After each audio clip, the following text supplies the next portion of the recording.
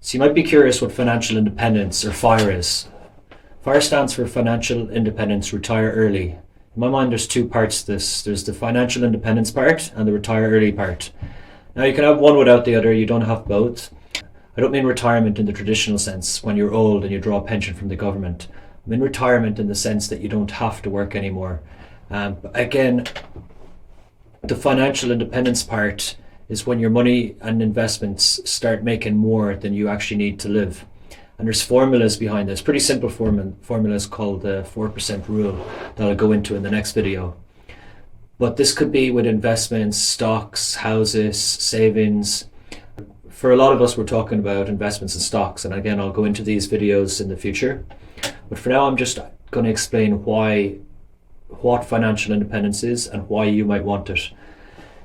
So the word FIRE, financial independence, not necessarily, hey, you're 18 years old and you're out on your own and you're working a job and you're financially independent from your parents. That's not what we're talking about. We're talking about not having to have a job.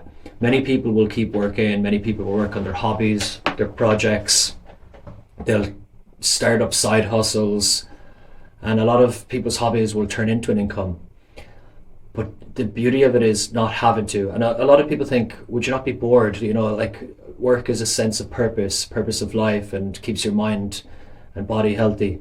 But everyone's a little different. You know, some people want to travel, some people want to snowboard, some people want to spend time with their kids and family. Some people's parents might be getting elderly and they want to spend that time before they get too old. There's this interesting article I read about spending time with your parents. And they broke it down and estimated that about 93% of the total time you see your parents is between the age of 0 and 18 years old. And then only 7% from 18 until their death or your death. And I found this quite sad, because if you think about it, yes, when you're growing up, they're there for you as babies, and when you come home from school, and when you're going just before you go to college. But a lot of people will go off to college or get jobs, spend time with their own families, and to only have this 7% time with your parents. And vice versa goes for when you're a parent and you have kids. So a lot of people want to become financially independent to spend more time with their kids, see their kids growing up and not having a nanny or babysitter the whole time. The beauty of it is that you still can have this nanny or babysitter when you want, you know, but you might not have to spend a fortune on it, because you might only do it a few days a week. You might put the kid with baby minders for the social causes and just to give yourself a break, but you have that time with your kids and they have the time with you. And rather than coming home to spend time with your parents when they're sick or getting ill or in a nursing home, you'll have that time when you're in your 30s, 40s, 50s, when you're both pretty much on the same wavelength. So financial independence can be about family. But let's talk about health. You know, in a lot of jobs, a lot of people are working Monday to Friday, 40 hours a week. Depending on where you're from, 2 to 4 or 5 or 6 weeks off per year with bank holidays or stat days.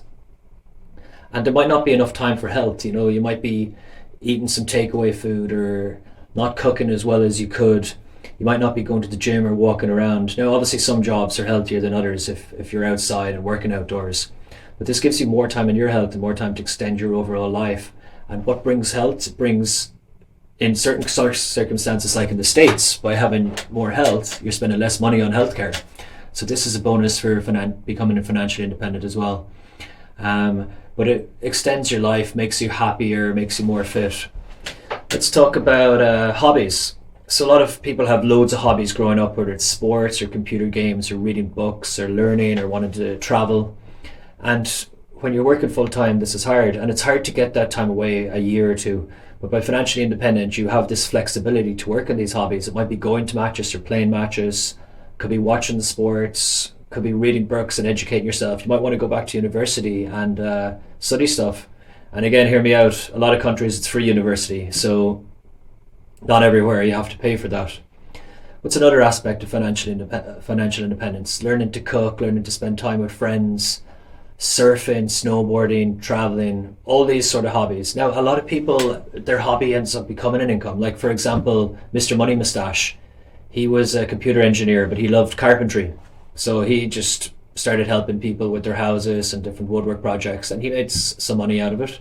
Some people end up writing books about financial independence and talking about it. Other people end up going into art or design, stuff that wouldn't have made an income enough to support them in the past, but now that they have that income coming from their investments, They could do it for the fun of it, photography even, Instagram, YouTube, that sort of stuff. And if it makes an income, cool. If it doesn't, they're still doing it for the love of what it was. So it's not necessarily about retiring in the traditional sense. A lot of people will use the word retire, but you don't have to quit. Perhaps you can look into doing part-time work if you really love your job, or sticking with the job. But who knows, if you have an accident or the company goes bankrupt or something happens at work, you now have this independence. If something happens to the job, you might have this independence to not have to work, or to have that time in between moving jobs. A lot of people love to travel, but travel is seen as this like expensive. Certain parts of the world, travel is seen as expensive. It's like, oh, I'm on vacation, I'll spend this. But not necessarily. Like, travel can be so cheap, and in a lot of cases, travel can be cheaper than living at home. And you don't need to splash out on all these expensive things for travel. There's many ways you can do a luxurious trip and stay in beautiful Airbnbs and hotels with pools, and get on nice first-class flights, and drink in nice restaurants and cook nice food along the way without spending a fortune on it. But a lot of people just think holidays cost money. They don't have to. Also, a lot of people think financial independence is about being frugal and not spending money and being a bit of a miser. Now, anyone who knows me, there's a lot of different words. I don't like the word being mean with money. I love frugal, because frugal is what I am. I spend on what I want and what I need, but I don't spend money on stuff I don't need. And just because other people want and need that stuff, it might make me frugal, but I don't actually want a lot of stuff. A lot of what I want are experiences and time with friends and family. So using the word frugal, you don't actually have to be that frugal. You just have to look at your expenses and see what stuff you're spending money that you don't actually want or need. So loads of people will spend money on stuff without realizing it, and stuff that's not necessarily they need, or maybe even too expensive when they can be gotten way cheaper in other places. And I'll go into a lot of this in some other videos about how to manage your money, and about the power of growth in the money. For example, you find some expense that you're not using. Let's call it, let's say you have Netflix, Disney, Prime, all those, and you're not using one of them, and you don't even realize that you've only watched 2 shows in a year on it. And you take away that expense, €10 a month, 120 euros, dollars, whatever currency you want to look at per year. That 120 seems minimal, but a lot of those expenses add up. And if you invested that money, the power of growth in it is incredible.